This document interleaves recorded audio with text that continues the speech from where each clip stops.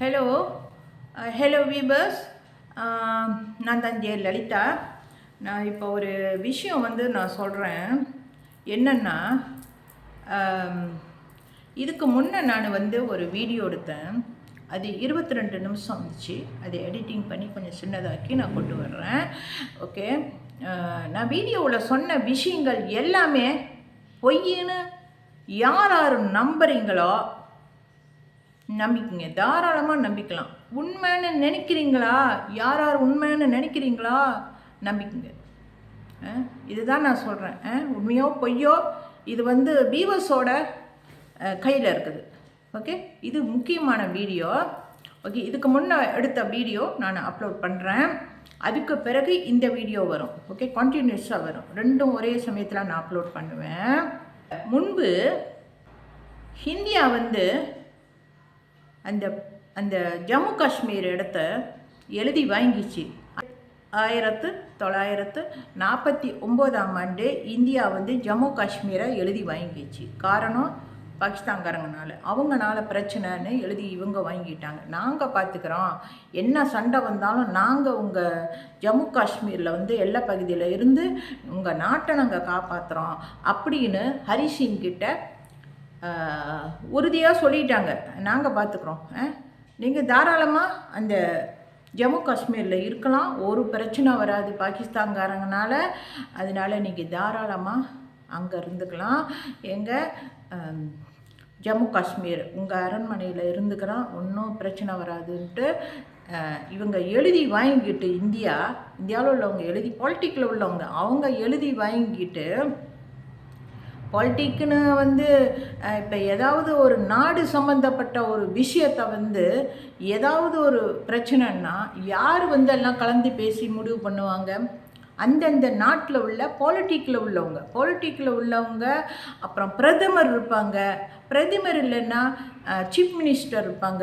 எப்படியோ இவங்க எல்லாம் பேசி முடிவு பண்ணி தான் பிரதமர்கிட்ட ஒப்படைப்பாங்க. இதை அமல்படுத்துறதுக்கு, கையெழுத்து போட்டு இதை சொல்கிறதுக்கு அந்த பாலிட்டிக்கில் உள்ளவங்க தான் எல்லாமே பண்ணுவாங்க. ஓகே, அரசாங்கம் தான் பண்ணும். அரசாங்கம்னா பாலிட்டிக்கு தெரியுங்களா, ஒவ்வொரு நாட்டில் இருக்குது. இப்போ இந்தியாவில் இருக்குது இல்லை பாலிட்டிக்கு, அதை நான் சொல்கிறேன். வயசானவங்க இருக்காங்க, சிறு வயசு இருக்காங்க, அப்புறம் கிழவனுங்க இருக்கானுங்க. கிழவனுங்கன்னா ரொம்ப வயசு இல்லை, ஒரு 50லேருந்து 60க்குள்ளே இருக்கலாம், அல்லது ஒரு 70க்குள்ளே இருக்கலாம். இவங்கெல்லாம் ஓல்டேஜ். ஓகே, 60க்கு மேலே எல்லாம் ஓல்டேஜ். இவங்க எல்லாம் அங்கே இருக்காங்க இந்தியாவில். இப்போதைக்கு நான் சொல்கிறேன், எந்த நாடாக இருந்தாலும் எல்லா ஏஜும் இதில் பாலிட்டிக்கில் இருக்கும். இந்தியாவிலையும் அதே மாதிரி தான். இப்போ நான் சொல்லிக்கிறேன். ஸோ இப்போ அந்த காலத்தில் எழுதி வாங்கிட்டாங்க. சரி, நாடை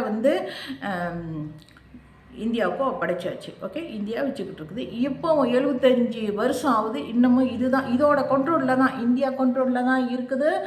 எது? ஜம்மு காஷ்மீர் இவங்க எடுத்துக்கிட்டாங்க. ஓகே, ஸோ சரியாக தப்போன்னு நான் இப்போ சொல்ல வரல. நான் வீடியோ போட்டிருக்கேன் முதல்ல. இப்போ இதுக்கு முன்னே எடுத்த வீடியோ நீங்கள் பார்த்தீங்கன்னா தெரியும். ஸோ நான் ரொம்ப பேச விரும்பல. ரொம்ப பேசினா ரொம்ப அதாவது வீவர்ஸ்க்கு எல்லாம் குழப்பமாக போயிடும். ஓகே, எதை நான் சொல்ல. ஓகே, இப்போ இந்த விஷயம் நான் சொல்லிக்கிறேன். சரி, எழுதி வாங்கினது இந்தியா, காரணம் பாகிஸ்தான்காரங்கனால. பாகிஸ்தான்காரங்க ஏன் பிரச்சனை கொடுத்தாங்க?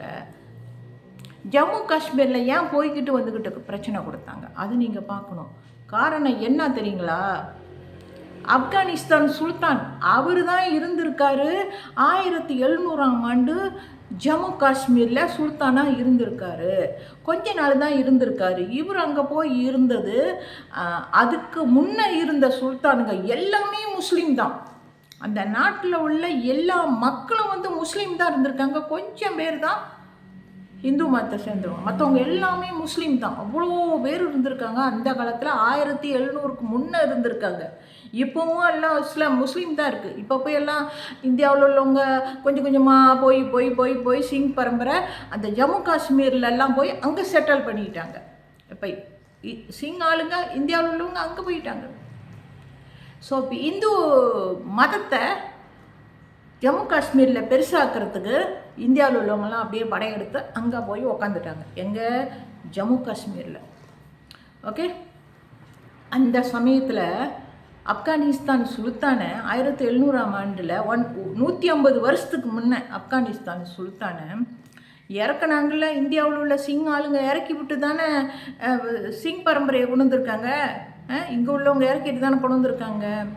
அதனால தான் என்னன்னா, இப்போ ஹரிசிங்கோட மகன் இருக்கார்ல, இவர் அது பேர் கரண் சிங் இருக்கார்ல,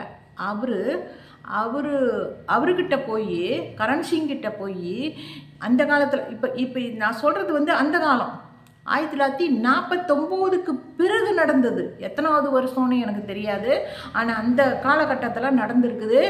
எப்படின்னா, இந்த இவர் இருக்கார்ல, அந்தனா கரண் சிங் இருக்கார்ல, ஜம்மு காஷ்மீர் ராஜா, கடைசி ராஜா ஹரிசிங்கோட மகன் கரண் சிங், அவர்கிட்ட போய் இந்த பாகிஸ்தானில் உள்ள அந்த காலத்தில் எழுதி வாங்கிட்ட பிறகு பாகிஸ்தானில் உள்ள முகமட் அலி ஜின்னா, இந்த பாருங்க, இவர் முகமட் அலி ஜின்னா, இவர் வந்து என்ன பண்ணியிருக்காராம், ஒரு வீடியோவில் நான் பார்த்தேன். எந்த வீடியோன்னா, கரண் சிங் வந்து பேட்டி கொடுக்குற ஒரு வீடியோவை நான் பார்த்தேன்.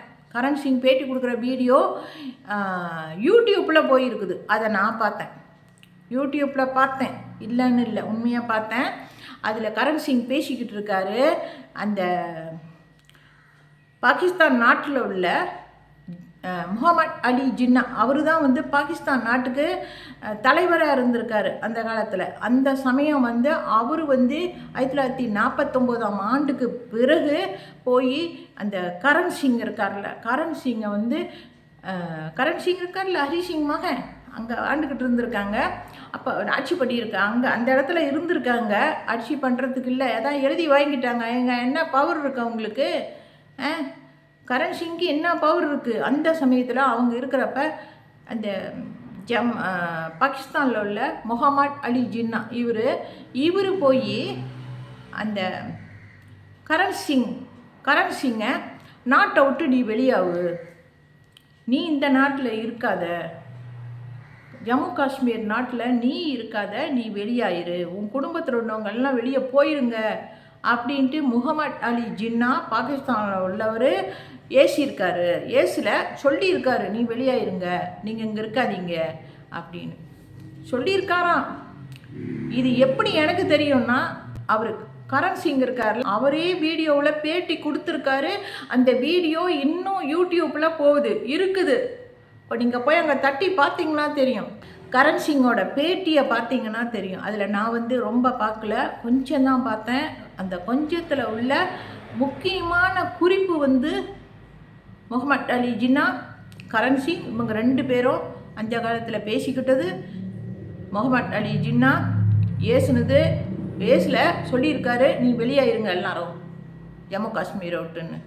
ஸோ இந்த விஷயம்லாம் வந்து கரண் சிங் சொன்னது உண்மை தான். அவர் வீடியோவில் பேசியிருக்காருன்னா கரண் சிங் கண்டிப்பாக அவர் முகமட் அலி ஜின்னா சொல்லியிருக்கணும். ஏன் சொல்லியிருப்பாருன்னா, ஆப்கானிஸ்தான் சுல்தான் முகமது ஷா துரானி இவரை இறக்கிட்டு இவரை வெளியாக சொல்லிவிட்டு சிங் ஆளுங்க இந்தியாவில் உள்ளவங்க அந்த காலத்தில் ஏன் இவர் இப்படி சொல்லியிருக்காரு கரண் சிங்கிட்ட? காரணம் என்னவா இருக்குன்னா இதுதான், சுல்தான் அரச குடும்பத்து பதவியை அப்படியே எடுத்து குலாப் சிங்கிட்ட படிச்சிட்டார். இந்த நீ வச்சுக்கோ, நீ ஆண்டுக்கோ நாட்டை அப்படின்னு நாட்டை வந்து ஜம்மு காஷ்மீர் நாட்டை வந்து அமர் ஷா துரானி குலாப் சிங்கிட்ட ஒப்படைச்சிட்டார். குலாப் சிங்கிட்ட ஒப்படைச்சதும் குலாப் சிங் அப்படியே பரம்பரையாக அப்படியே வந்து கடைசியில் இவர் இருக்கார்ல ஹரிசிங்கில் முடிஞ்சிருச்சு. தெரியுதுங்களா? இப்போ யார் தவறு?